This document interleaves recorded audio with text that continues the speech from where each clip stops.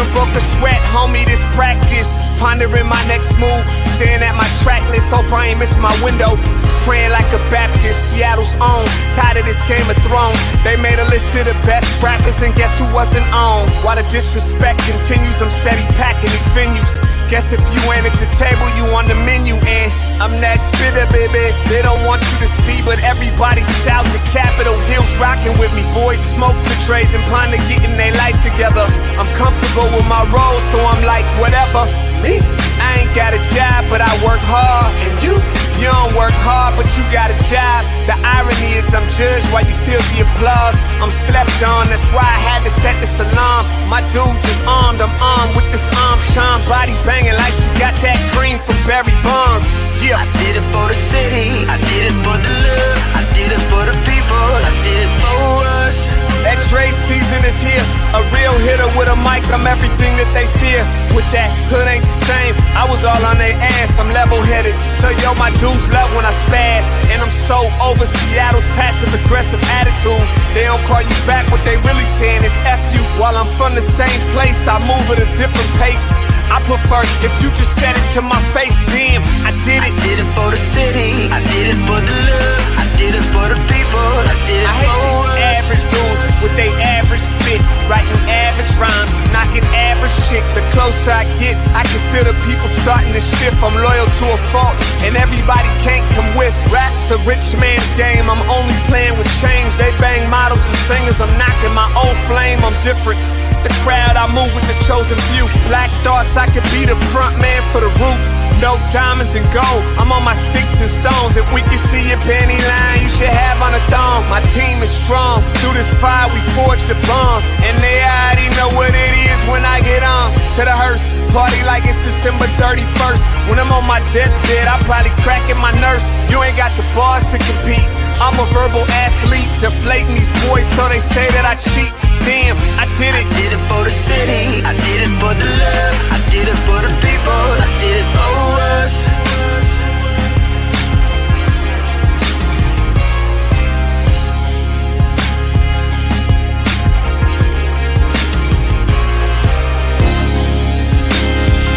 Yeah. I should probably start by apologizing for the long wait, man. You know, I know I be tripping. But I'm not just a rapper, I'm an artist. And, you know, my creative process is a little bit different than most. Nonetheless, I want to welcome everybody out to the Dre's Experience. I got TCF in the building. My whole camp's here with me. I got the band in here laying this cool-ass vibe. And I'm Seattle's own. Let's get into it.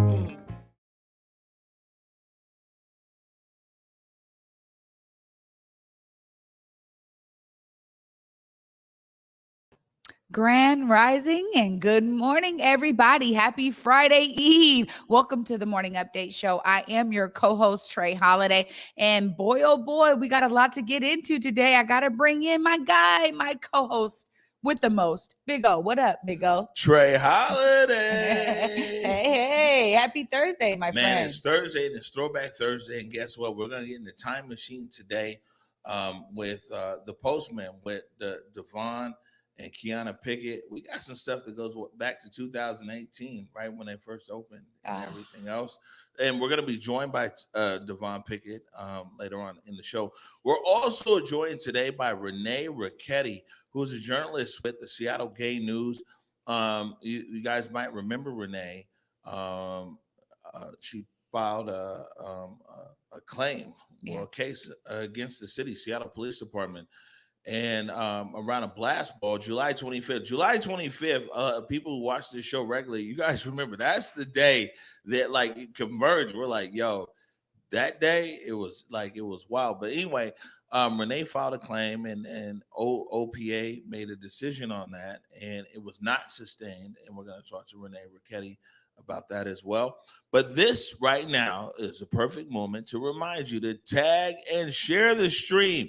Tag and share the stream with people that you know could appreciate culturally relevant news and information emanating from right here in the Emerald City. Yeah, absolutely. That tag and share is I real. love it. Tag and share, y'all.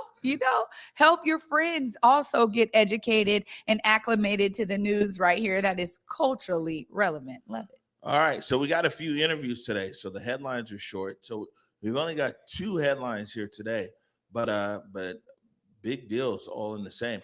The first, this is a clip right here from King 5, and they're talking about the settlement that we mentioned yesterday in the Tommy Lay wrongful death lawsuit against the King County Sheriff's Office. Yes, there's no doubt that this day has been very difficult for the Lay family. Of course, no amount of money will bring their son Tommy back, but they are hoping that this settlement will propel some meaningful change. Family members of Tommy Lay speaking out after reaching a settlement with King County. Lay's aunt says they feel partial justice. At one point, we have somewhat justice for Tommy because there's admission and more clarity, and the truth is out. To the family, that truth is an acknowledgement that Lay was not a violent person as portrayed by sheriff's deputies who responded to a disturbance in Burien 4 years ago, the night Lay was killed. His picture still stirs emotion to this day. I remember his smiling face, which his bright smile. I know he's not gonna come back. Lay's father still coming to terms with his loss, stating the obvious: no amount of money will bring his son back. I want my son back. I want everybody, every family in this country. Not gonna happen to our families. It's been hurt for our family. They embarrassed our families for the past 4 years. Lay's mother saying through an interpreter, at least we were able to bring to the light as to why my son was killed. An independent review released in September found gaps on how the King County Sheriff's Office handled its investigation and the deputy's use of deadly force. We now know Lay was not holding a knife that night, but a pen, and an autopsy showed Lay was shot in the back, indicating he was hit while possibly running away. The truth is that Deputy Molina shot and killed an unarmed 120-pound Asian high school student in the back while he was retreating. And that does not meet the constitutional requirements for the use of deadly force. Lay's family, meanwhile, is encouraged this settlement will provide meaningful reforms. I think there's issues like, the big one is just the police accountability and the transparency. Now, the King County Sheriff was unavailable to discuss the settlement today, but the Sheriff's Office says it was ready to try this case in court and adds, although the parties do not agree on the fundamental facts of the case, we are pleased the settlement will allow everyone to avoid a difficult and likely painful trial. Now, Deputy Molina is still employed with the Sheriff's Office. He is now dismissed from this lawsuit as a condition of that settlement. Live in downtown Seattle, I'm Christine Pei, King 5 News. Christine, thank you. All right, that was there from King 5. Tommy Lay lawsuit dismissed $5 million settlement, and excuse me. It's also interesting, Trey Holiday, that one of the things that Tommy Lay's father said is our family was embarrassed for 4 years, and we know how these narratives go, and we saw that up there at NAM as well. Is that the narrative that was put out by the King County Sheriff and a lot of the media? Well, first of all, they were like, "Oh, well, this guy has a knife, that he's approached them with a knife and threatened him," and that was a lie. That was a lie, 100%. Tommy Lay never had a lie. It's even in dispute, even whether he had a pen. But the thing is, imagine the family sitting here the whole time with the news and everybody else saying the King County Sheriff kills Tommy Lay, who they were saying might have had a mental break, who approached him with a knife, and he never had a knife at all. I mean, these narratives matter.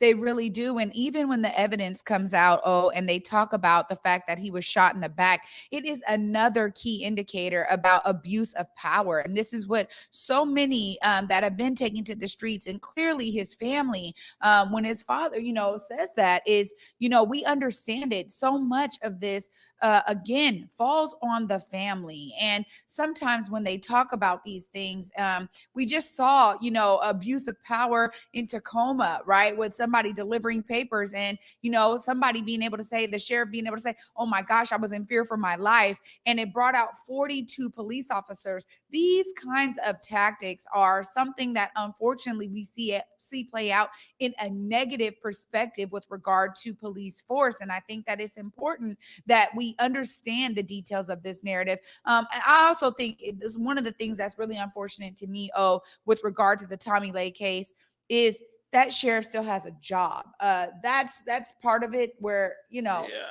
that's kind of hard to reconcile with. Yeah, it's clear 100% on this.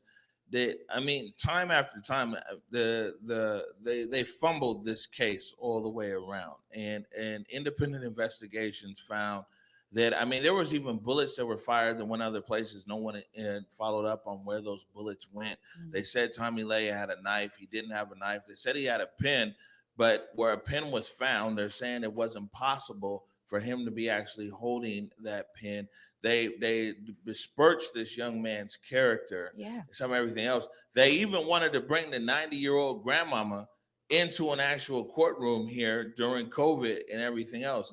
In King County, I think they knew this. Like, this dog wasn't gonna walk back home, man. Yeah, and you know, that's another key factor here is the fact that they are still talking about he may have had a pen, when it's like evidence shows that he probably didn't have that pen, and yet that's not the main narrative that's being told. It's one of those things where when we talk about blue protecting blue, we see it play out right here in our city. And again, just unfortunate. I am happy that the family is able to get some resolve with the $5 million. Again, does not pay for losing the life of their family member, Tommy Lay, a young high school student, probably just a bright future ahead of him, I'm sure. And once again, you know, something that this family is going to have to, you know, really suffer through and deal with.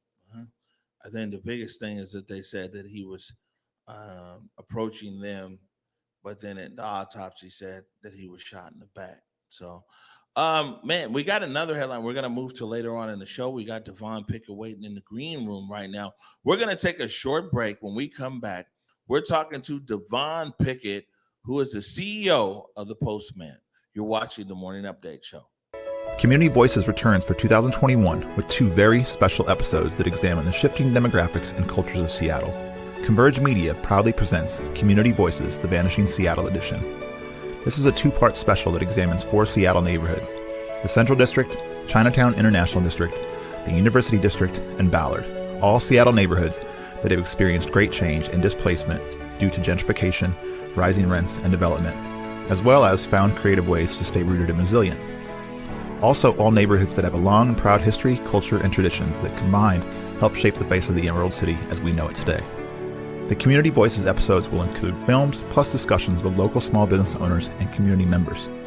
These are 2 powerful live episodes that you will not want to miss. So make sure and save the date, March 18th and March 25th at 7 p.m. across all Converge Media platforms. Presented by the City of Seattle Department of Neighborhoods and Vanishing Seattle. All right, welcome back to the Morning Update Show. And yes, tonight, 7 p.m., Community Voices, the Vanishing Seattle edition, episode 2. We're focusing on Ballard and our home neighborhood, the Central District. Hey, the Central District. I had to wear my shirt. You know what I'm saying? Shout out to Dada Boss, Miss Geneva Arunga. Had to wear my Central District sweatshirt right here. You know, Malcolm also designed. You know what I'm saying? This is really of the CD right here. Man, you stay repping. You stay repping. Oh, yeah, D'Alessandro. Please bring in Devon Pickett. Devon. What's up? Top of the top. Hey, top of the top. You know, this guy, Devon Pickett, I hit Devon. I sent him a message at like 5 a.m. Like, hey, man, this is the link. We're going to be on. This guy's already up. He does a morning regiment. You know what I'm saying? He's like lifting water bottles and all kinds of stuff. What's up, Gotta keep it right, brother. How are you? Man, I'm doing well. I'm doing really well. Thank you guys for having me. All right, good stuff, good stuff. So, but before we jump into this photo montage, this video montage here, it's Throwback Thursday, and we thought, what better way to do a Throwback Thursday than around the Postman? But first of all, why don't you tell our audience who might not be aware of what the Postman is, what your business is all about? So we're a third-party authorized ship center.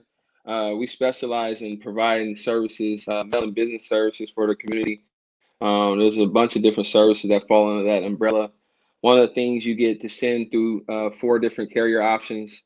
So UPS, FedEx, DHL, and UPS and the post office. Sorry about that. And then we do copy scanning, faxing, notary, paper shredding, lamination. Got private mailboxes for people who need professional street address for their business. And we're really like we're a cornerstone for the neighborhood. You know, we're a place where people run into other individuals of the neighborhood, especially with COVID and everything going on. It's really a place of community. So. All right, good. Surely is. Good stuff. Do you use the Postman? Hey, I use the Postman, and I just gotta say that in terms of even organizationally, we use the Postman, man. Post office box is right there at the Postman. So absolutely. All right, that's good love. stuff. I appreciate that. You know it. Devon, you and your wife Kiana, you guys are featured tonight in the Vanish in Seattle episode at 7 p.m. But I thought that your growth has been Converge Media's growth, right? And I thought that we would take the viewers down memory lane. And the first clip that I'm gonna play here, we didn't have no cameras, we didn't have no mics or anything. This was back in the camera phone collective days, and all I could do was take my camera phone and then try to put some graphics over it. And I apologize to our viewers if it's a little hard to read, but this is back in 2018. My first time covering the Postman.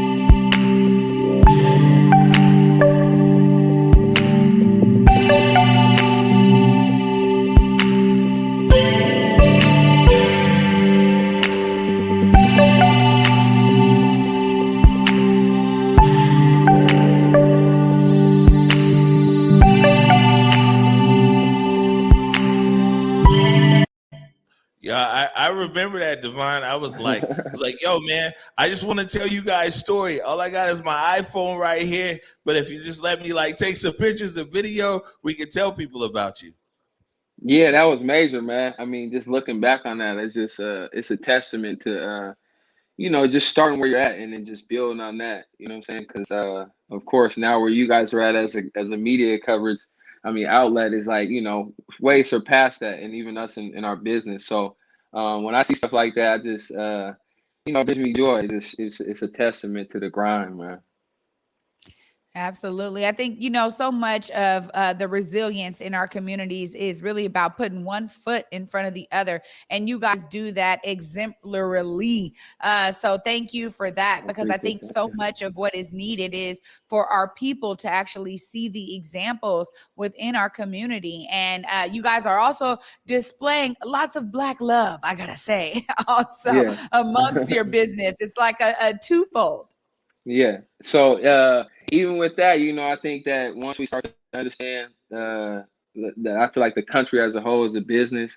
I think about we've translated that from our relationship to actual business to just understanding it all takes work, you know what I mean? And you got to evolve it, and you've got to keep being creative and you got to basically you got to think for yourself. I think that's a lot of times what we do as a family is we make sure that we keep certain things intact so even through emotions and different mood swings, overall we're getting to where we want to go, which is like generational wealth and growth and elevating our community and things of that nature. So more logical and less emotion. There we go. All right, and so we cut back up. Devon, he wears the title of CEO, but we know the real boss is Kiana. So anyway, you didn't hear that, right? That part. No, I ain't tripping. That's all good. We know the real boss is Devon's wife, Kiana, and we caught up with Kiana Pickett in May of 2019 in a community meeting about what was going to be next for the post office. The post office had left the Central District. There was actually no post office services there in the Central District. The postman had filled the void. There was no services in the CD. The postman had filled the void. And we caught up with Kiana Pickett, your wife, at a community meeting there in May of 2019. Echoing DeVinson's sentiment was Kiana Pickett, co-owner of the Postman Shipping and Small Business Services located on Martin Luther King and East Union, who said she was surprised by the lack of communication USPS had with the community prior to shutting down services. We feel like with the post office leaving, they kind of left in an abrupt manner. We knew about it 2 years ago that they were going to be leaving, and we feel like they kind of left the community high and dry without letting them know that they were going through the postal service. They could have sent out a postcard saying where people could go, their options. Pickett, along with her husband Devon, opened the Postman to provide full-service shipping and small business needs to the community. Devon's grandfather was actually a USPS letter carrier in the CD for nearly 30 years. We're very helpful, so if you have questions, we like to guide people because we're from the community, 5 generations from the Central District, and Devon, my husband's grandfather, was a postal carrier and retired from the Postal Service.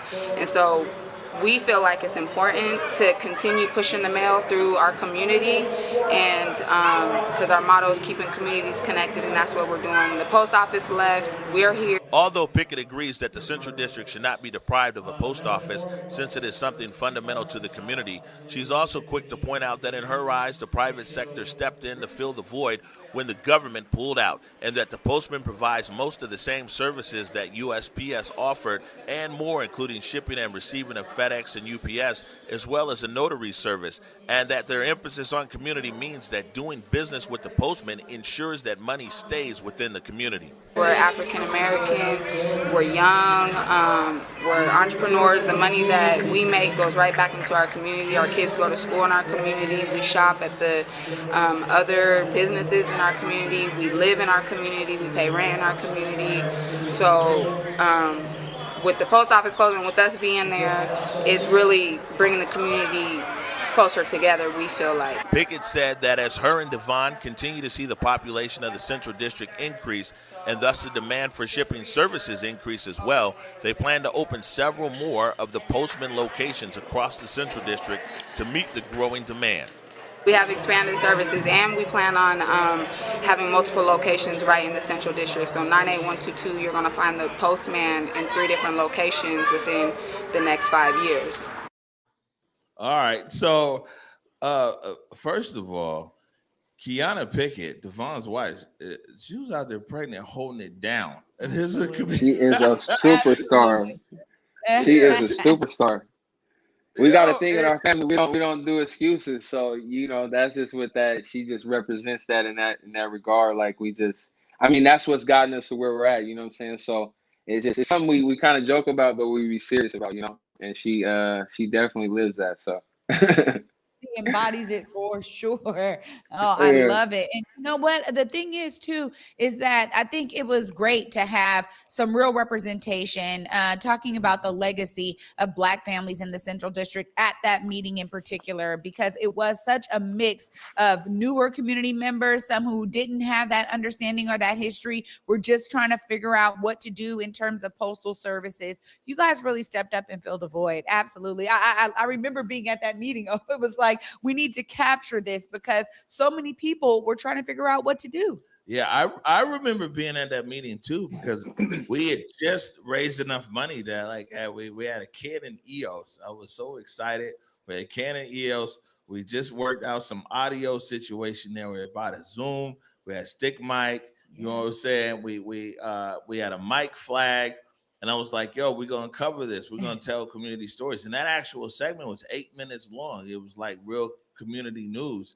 You know what I'm saying? It was memory lane. Like I said, I'm kind of juxtapositioning. I think that's the right word of the Postman's growth to also Converge Media's growth. We started off there with just the iPhone, right? And then we covered this this community meeting where Kiana Pickett was at there. We had our brand new EOS Canon camera, which we still have, by the way.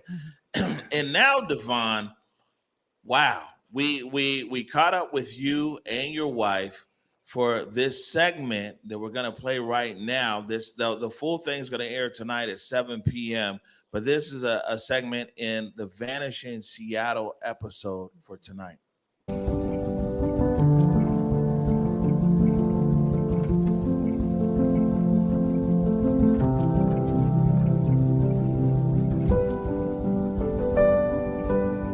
Hi, I'm Kiana Pickett with the Postman. And I'm Devon Pickett with the Postman. Brief history is that a young couple started a mom and pop shipping center in loving memory of my great grandfather, Jacques Chappelle. He was a USPS mail carrier for 37 plus years in the community and ultimately retired from the post office. And then we wanted to take it a step further and created our own shipping platform. We really feel like we came in at a time where the community was really being hit with gentrification, and it's like not something we can prevent, but we're like right in the middle of it. And then with the USPS leaving and a lot of people really relying on that service, it was really a pivotal time when we came in, and we were like embraced with open arms because people needed the services. We brought back faxing. People were not able to send a fax anywhere. And so what Devon loves to say is we took a mundane type of service like shipping or the postal service and like created something that's like a culture, and you come in here to get lifted up. There's just so much that we brought to the community that it was missing, and that we're like growing off of what was already here. Yeah. All right. So Devon, I mean, from us, we can see the progression here of the iPhone to the Canon. So now you and your wife look great. Jake Gravbrod actually shot that video there at the Postman, and man, you guys look fantastic. Yeah, thank you. That was a really nice shoot. I mean, it felt like, we've done a lot of them, and that one just kind of felt really natural and just I don't know, just the interview kind of just flows. So it was we're excited to see like the finished product and everybody be able to tap in. Absolutely. I think one of the things that really excites me about you guys is I love how we put this together today. Oh, that was really great because we saw you guys. I mean, look, you started, you didn't even have the braids, bruh, in the first clip. Exactly. So growth on all fronts, even hair growth. Yeah, literally. And we, just recently I got a house, and so, it's just been a lot of growth, and we'll see more of it. We're working on an app right now, so we'll have like our first deliverables in June. So we've been partnering with Seattle University. Kiana's been putting a lot of work into that behind the scenes, and so we just continue to just invest in it and just rebuild. Just continue to build on what we started. As far as the braids, I think that speaking for our culture, a lot of times you got tattoos, you got certain things you want to wear, and when you're not necessarily running your own business, or you're not in a certain place in life financially, there are certain rules that kind of abide to you. So for me, it was like I've done all the different walks of life. I graduated from Seattle U, so we had to wear the clean shave and all that. So for me, this is just something I always wanted to do. So now that just being able to do it, it definitely feels uplifting. You know what I mean? Speaking of growing my hair, basically. There we go. Well, you know what? You on the right network, because for us, we just thrive in our space. That's right. We're right. Like, no, really, That part. come as you are. Absolutely. Yeah, this is coming you are. All right, Devon Pickett, we're gonna see you at 7:00 tonight for Community Voices, the Vanishing Seattle edition, episode 2, where we focus on Ballard and the Central District. Devon, thanks for joining us this morning. Great work, All right. brother. Yep. Thank you guys. You have a good day. See you later. Bye. It's good to see how Devon and Kiana, man, they just keep thriving, huh? I love it. I mean, she said it right there in the clip. You know, you're going to see us in multiple locations over 5 years. They are working towards that diligently. It is just another testament of, you know, just like we talk about here on the Converge show and on our platform, man, it's one foot in front of the other every single day, man. Diligence wins. I like these opportunities too, because, you know, a lot of times people think that we just popped up at the Seattle protests and we didn't exist or something. And it's like you see a clip there from 2018. We've been telling these stories about our community and our neighborhood, you know, A1 from day one. We're going to take a short break right now. When we come back, we have journalist Renee Ricchetti, also joined by her lawyer, Sarah Lippick, and they're talking about a recent OPA decision. You are watching the Morning Update Show. Community Voices returns for 2021 with 2 very special episodes that examine the shifting demographics and cultures of Seattle. Converge Media proudly presents Community Voices, the Vanishing Seattle edition.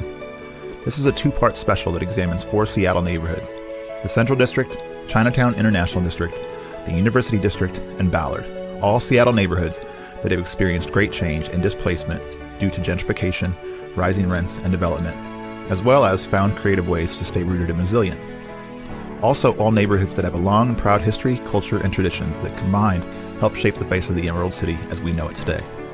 The Community Voices episodes will include films plus discussions with local small business owners and community members.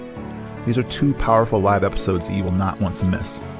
So make sure and save the date, March 18th and March 25th at 7 p.m. across all Converge Media platforms. Presented by the City of Seattle Department of Neighborhoods and Vanishing Seattle. The story of Converge Media did not start at the Seattle protests or at the onset of the COVID-19 pandemic, nor 4 years ago when we very first opened our doors. The true story of Converge Media is firmly rooted in the legacy of Black media heroes of yesterday, whose shoulders that we stand upon today. Converge Media is firmly rooted in the pioneering spirit of Horace Caton Sr., who over 125 years ago launched the Seattle Republican newspaper alongside his wife, Susie Revels Caton, a trailblazer in her own right, serving as the associate editor, a groundbreaking feat for a woman and especially a Black woman at that time. We are rooted in the visionary eye of Al Smith, who documented Black beauty, culture, vibrance, and excellence through his lens. We are rooted in the benevolence of Fitzgerald Beaver, who envisioned the Facts newspaper, the very same newspaper where my father, James Salisbury Jr., was a staff photographer over 4 decades ago. We are rooted in the broad and innovative shoulders of Chris Bennett, who with his Z-Twins radio took the story of Black excellence to the airwaves. We are rooted in the fearlessness of Roberta Bird Barr, who 56 years ago broke ground and shattered stereotypes as she hosted the TV show Face to Face that tackled issues of race and equity head on. We are rooted in the rhythms of Gordon Curvey, whose music Inner City brought our culture and vibes to TV screens across the Emerald City. Converge Media is also inspired by our contemporary icons. We are inspired by the commitment to storytelling from Tony B and Rainier Avenue Radio, and inspired by the passion and dedication of Marcus Harrison Green of the South Seattle Emerald. So you see, when you look at Converge Media today, and especially as we celebrate the 1-year anniversary of the Morning Update Show, just know that our story did not begin with us, nor will it end with us, as it is our duty at Converge Media to broaden our shoulders for the next generation of Black media innovators, to stand firmly upon them and to tell the stories of our community to generations yet to come. Share the stream.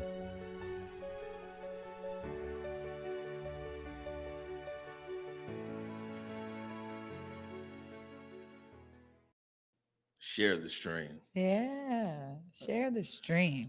Yo, you know, a big shout out to Detlef Shrimp. Detlef Shrimp, man, former NBA star, college star here. And he actually retweeted that video last night. I was on a panel with Detlef yesterday. Yo, and Detlef is plugged in, by the way. Detlef is real switched on and really wants to be about the change he wants to see. So Big shout out Detlef Shrimp. Beautiful. Yeah. All right. So moving into our second segment here, we have a guest, and it's always something when the guest has a lawyer with him too. So Oya D'Alessandro, please bring in Renee Ricchetti and Sarah Lippick. There it is. And I've talked to Sarah so many times too. Hello.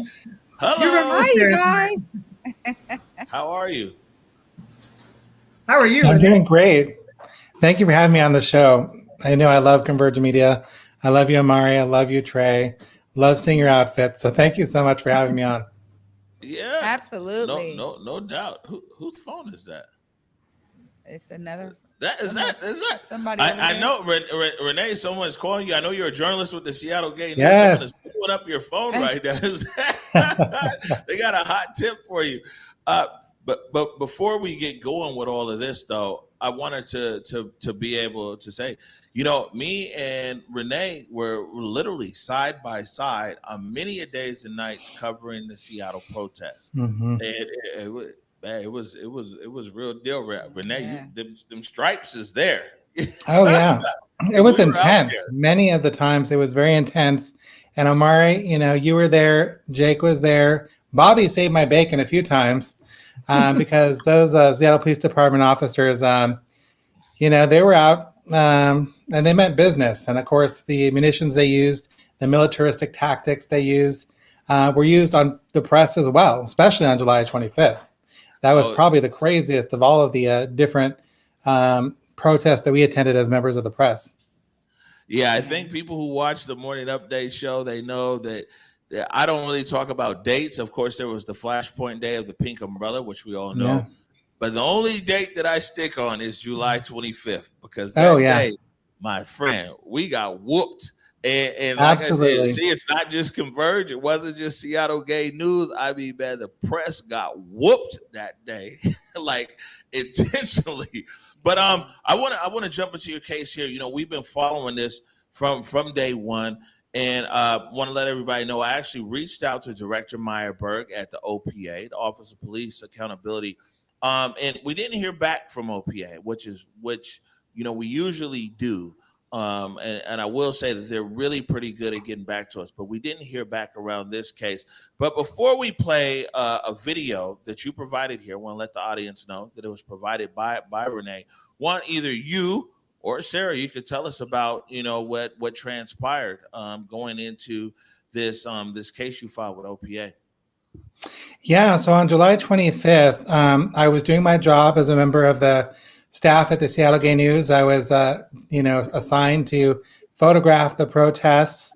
And so I had, been all over Capitol Hill, documenting different things that were happening.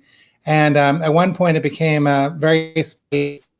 And eyes were burned, coughing. So I decided to get a refuge, a spot I was familiar with. So I basically sat on this metal fire escape. And the protest came to me. And of course, the police started pushing people back down 11th. So I got my camera out. And, normally I shoot still photos. I normally don't shoot video. So I'm sure the officer had no idea that my camera actually had the opportunity to shoot, quality video. And it just so happened that this blast ball that I, was exposed to, just so happened to be documented and recorded, on my camera. There's many instances where the SPD has pushed me, has shoved me, has, done other things. But unless I have it on video, I don't even tell people about it. I don't even put it on Facebook. And so, I was relieved to have what I experienced on video because, it was shocking. I felt like it was unprovoked and it was premeditated. And also, the consequences of this action have haunted me for, since July 25th. I've had the emotional consequences as well as the physical consequences of this officer's actions. And so many of the things that, the OPA documented or reported, honestly, I have some doubt about, especially the main fact of the findings. I mean, honestly, let's do this, Renee. let's go ahead and then we'll play the video here that you provided, and then we'll also let Sarah join the conversation here about the findings that OPA had. So I want to make the audience aware this is a video that was provided to us by Renee, but it also includes the original footage that Renee shot. There's also some annotations on the video. We'll play that now.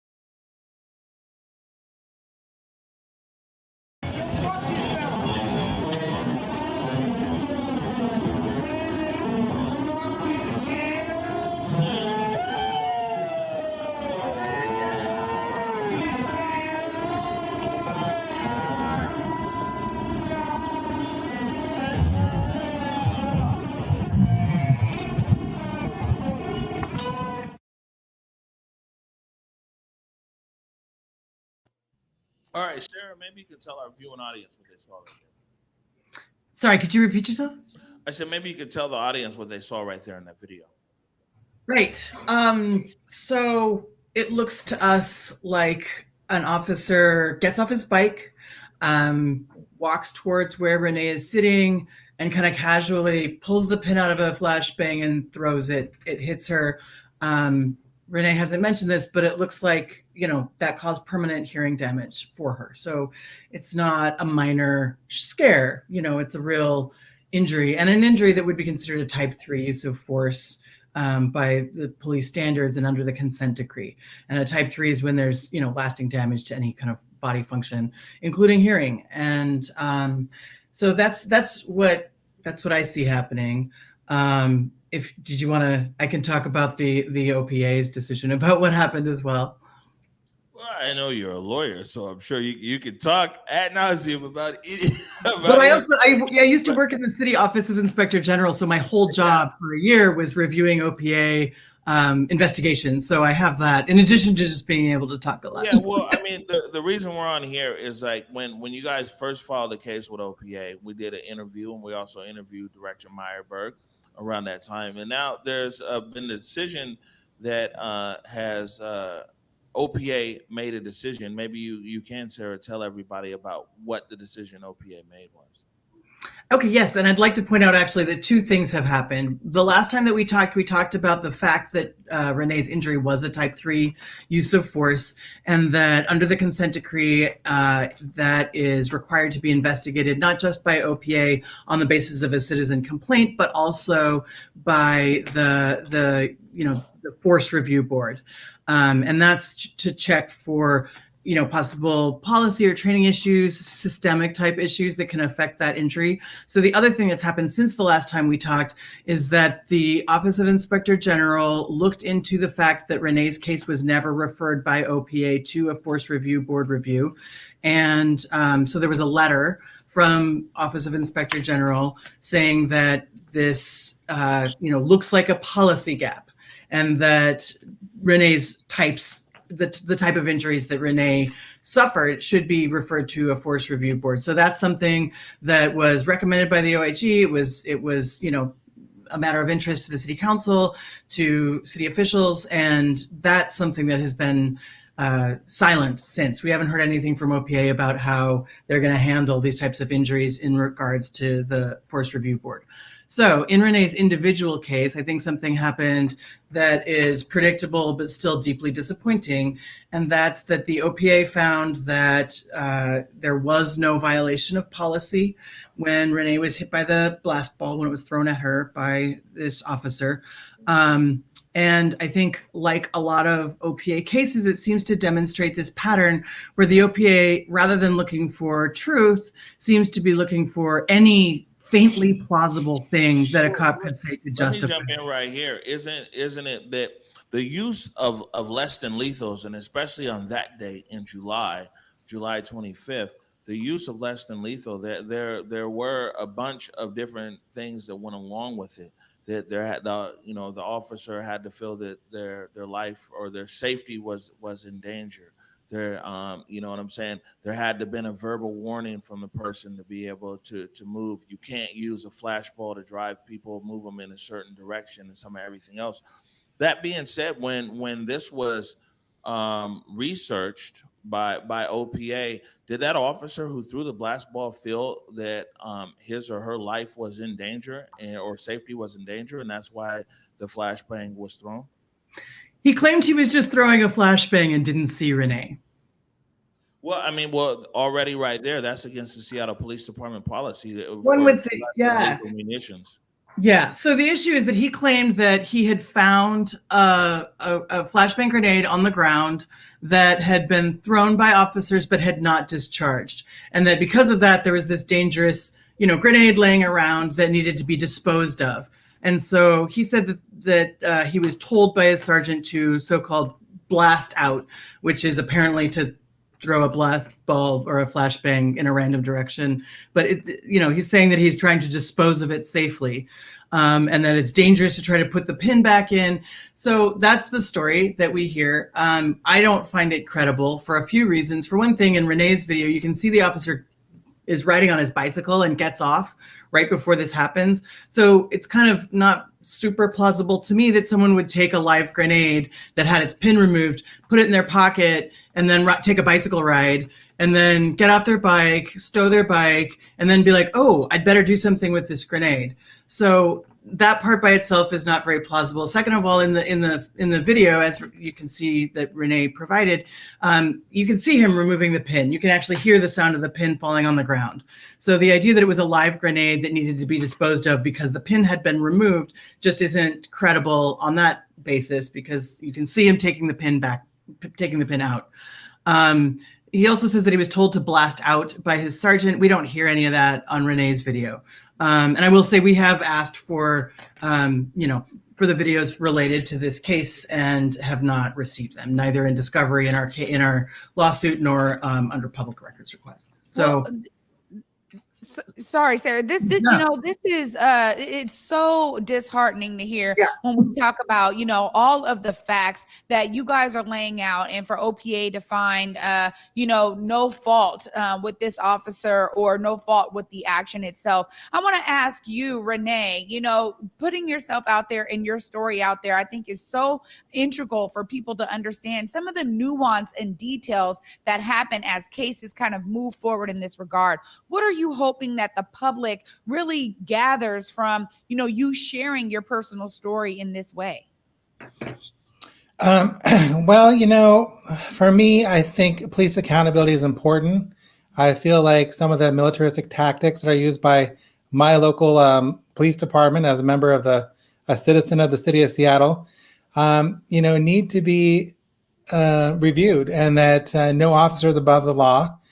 You can't use these less than lethal weapons on not only press, but, individuals. I was standing alone all by myself. And so clearly, this was an unnecessary use of force. And what I would like to see happen, obviously, is that my case and others like me, I know Amari has, had a similar case that day where he was pepper sprayed after identifying himself as a member of the press. I was wearing my press credential, but I think that I would like the OPA to, take these claims more seriously, to look at the video, to see that the pin had been pulled, to, hear the pin, you see the pin flying, before he drops the ball. And yet, for some reason, they deny that the pin was pulled and that, this wasn't a live grenade as the officer claims. Yeah, one more. I'm sorry. I also want to ask Sarah,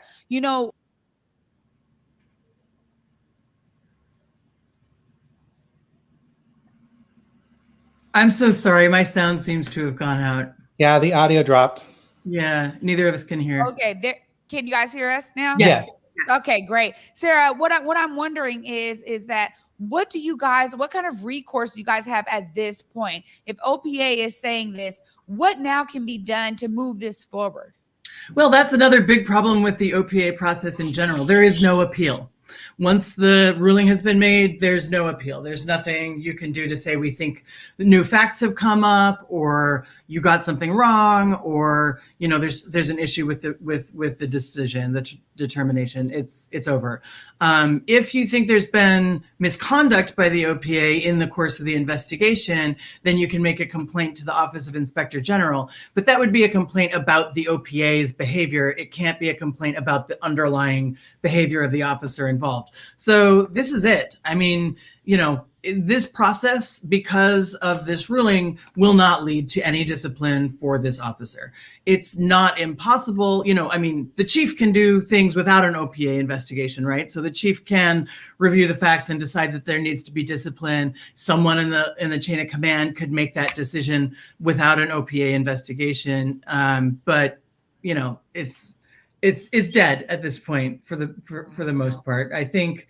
I think it's an issue because even if you believe the story that he tells, which doesn't seem plausible based on video evidence, as we've said, but even if you believe that story, the officer says he can't see because he has 2 inches of visibility because of his goggles and protective gear, and that he can't see what's in the parking lot because of an incline in the parking lot.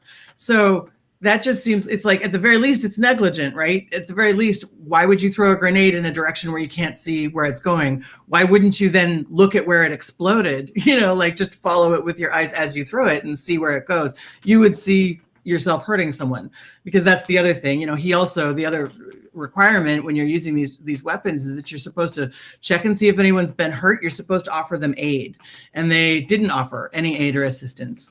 It just, everything moved on for everyone else except Renee, who was damaged and frightened and changed by this experience.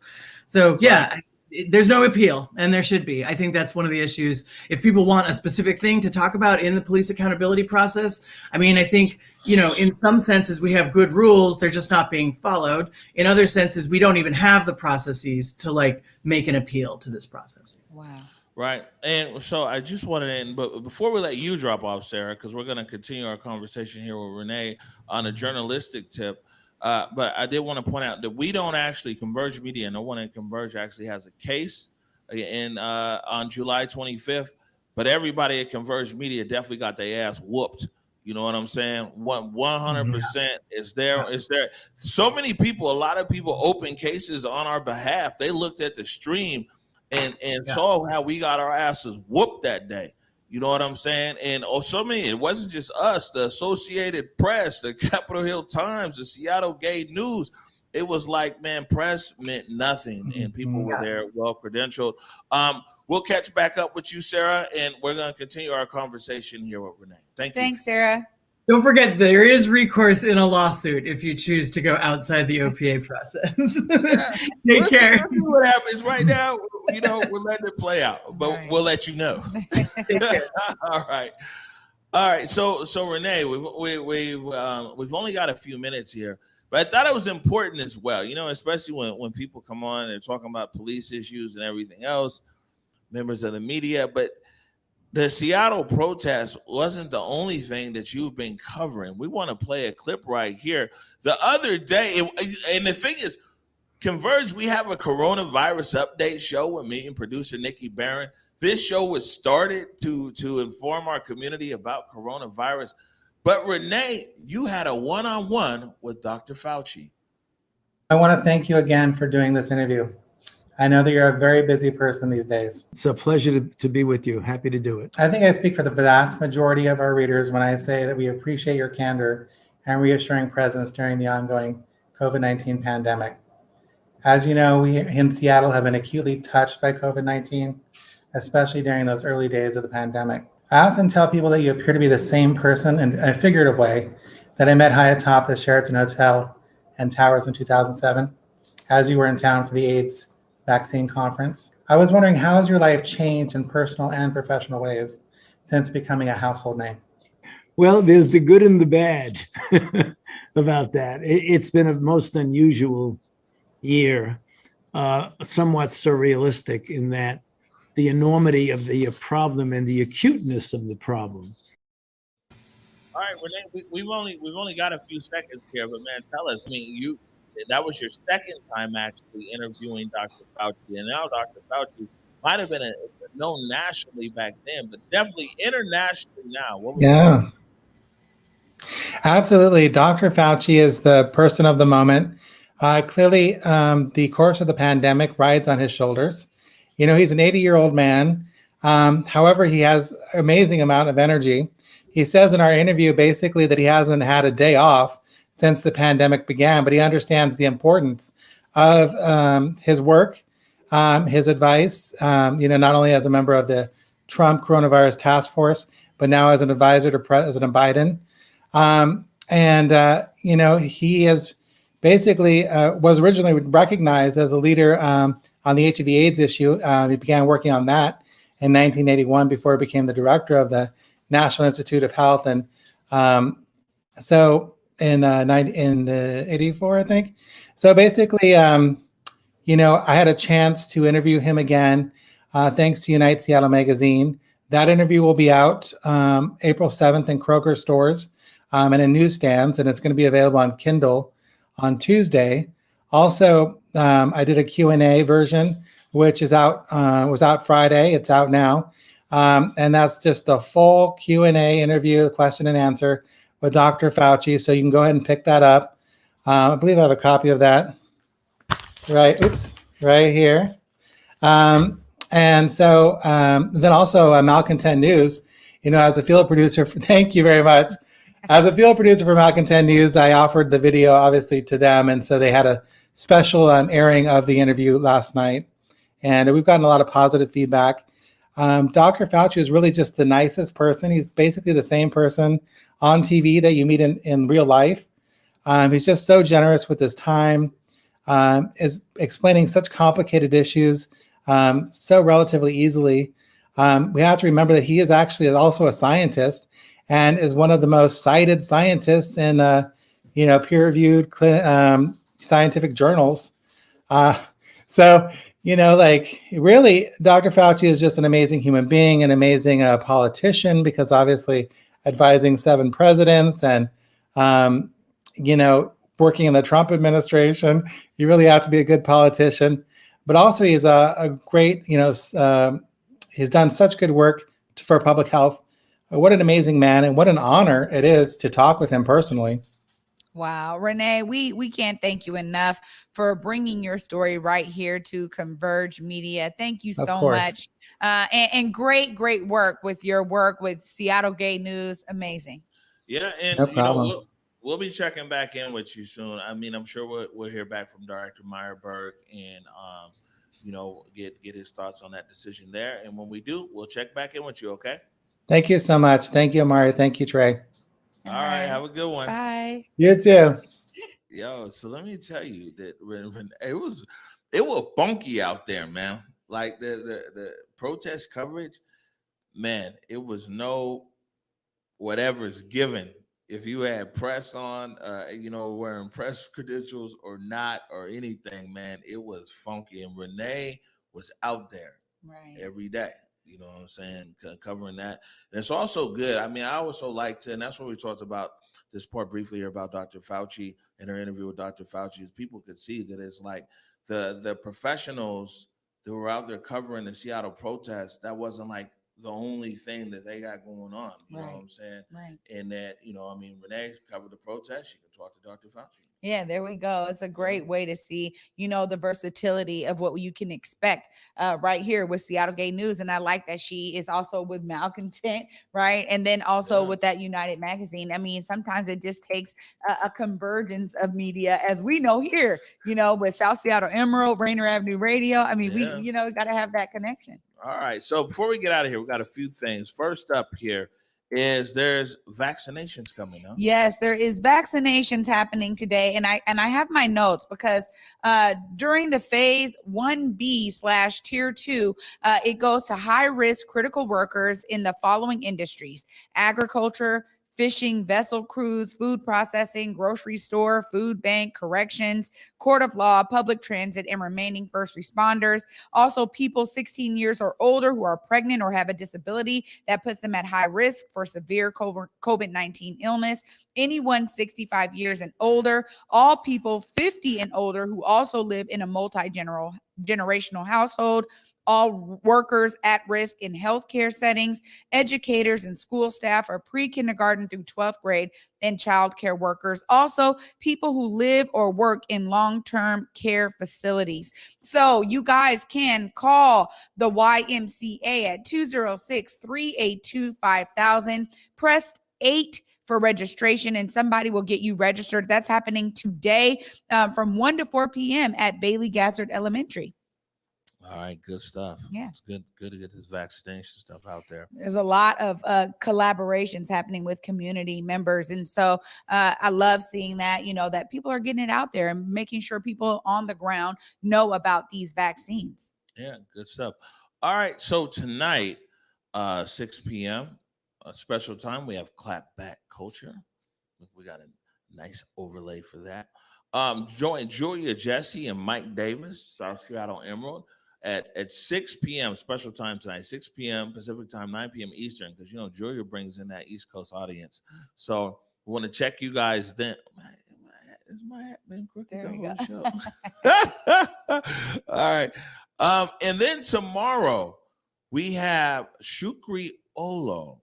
And Shukri is running for King County Council District number 5, right? It's another woman in the race. Yeah, so many great things happening tonight. Clap Back, you got the Community Voices Vanishing Seattle episode tonight at 7 also. And then for those of you who want to be about that direct action, man, you guys can meet up with folks that are ready to pull off the march for the 300th day. It's kind of a bit of a celebration with 300 days. People are meeting up at Cal Anderson Park at 6 p.m., leaving the park at 7, heading over to the West Precinct. So join that march if you guys are so inclined. All right. Any last words before we get out of here, Trey? You know what? I'm saying it's Thursday Eve. I know that it was a little bit misty out there, but that's all right. Enjoy this. Friday Eve. Enjoy this Thursday, y'all. I know I will. All right. We're going to get out of here. We're back on live at 6 o'clock for Clap Back Culture. And then, of course, 7 o'clock, Community Voices Vanishing Seattle Edition, Episode 2, spotlighting Ballard and the Central District. We're going to get out of here. So I would say, please remember to go forward in your purpose and go forward in your humanity. And until tomorrow at 11 a.m., peace. Lift every voice and sing till earth in heaven ring with the harmonies of liberty. Let our rejoicing rise as the listening skies. Let it resound loud as the rolling sea.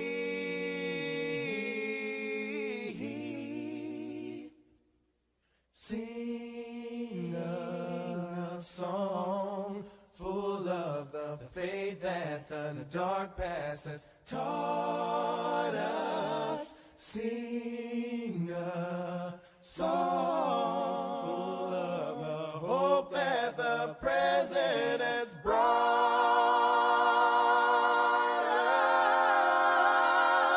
us.